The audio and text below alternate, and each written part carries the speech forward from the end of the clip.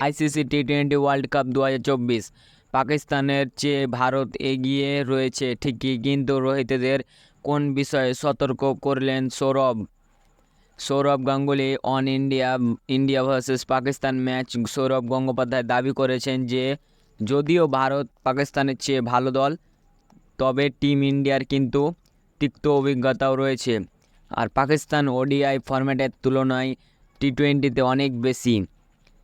টি-20 বিশ্বকাপে চিরপ্রতিদ্বন্দ্বী ভারত এবং পাকিস্তানের মধ্যে হলে বহুল প্রতীক্ষিত প্রথম রাউন্ডের লড়াইটি অনুষ্ঠিত হবে 9 জুন নিউ ইয়র্কের নবনির্মিত নাসাউ কাউন্টি আন্তর্জাতিক ক্রিকেট স্টেডিয়ামে, যেখানে 34,000 আসন রয়েছে। গ্রুপ এ থেকে সুপার 8 পর্বে ওঠার জন্য ভারত এবং পাকিস্তান নিঃসন্দেহে ফেভারিট, তবে এই লড়াইয়ে আয়ারল্যান্ডও থাকবে।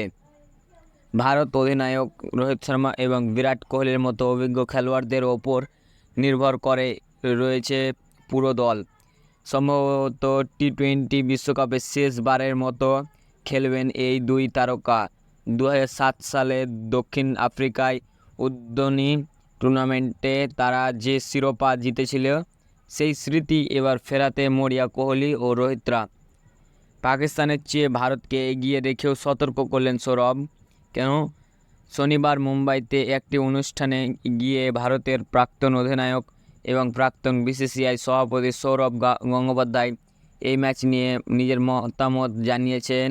সৌরভ দাবি করেছেন যে যদিও ভারত পাকিস্তানের চেয়ে ভালো দল, তবে টিম ইন্ডিয়ার কিন্তু তিক্ত অভিজ্ঞতাও রয়েছে। যখন 9 জুন দুই দল খেলবে, তখন টি-20 ফরম্যাটে একটি দুর্দান্ত লড়াই হবে।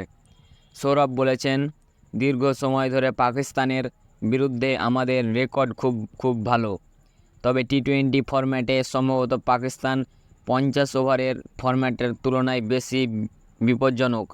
ওরা যখন ভারতে এসেছিল তখন আমরা আহমেদাবাদে ওদের সহজে পরাজিত করেছিলাম। ভারত যদি নিজেদের খেলাটা খেলে এবং স্বাধীনভাবে খেলে, তবে ওরা এগিয়ে থাকবে।